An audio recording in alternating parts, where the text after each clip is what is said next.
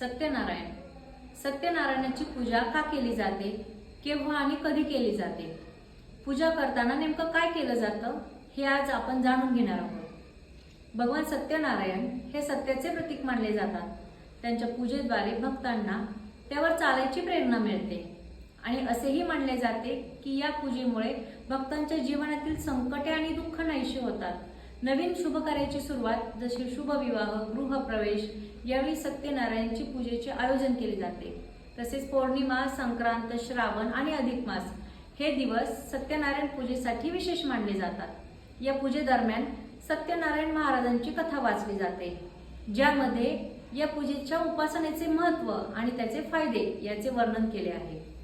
ही कथा भक्तांना धर्म, सत्य आणि भक्तीच्या मार्गावर चालायची प्रेरणा देते. माहिती आवडल्यास आपल्या चॅनलला सबस्क्राईब करा. श्री स्वामी समर्थ.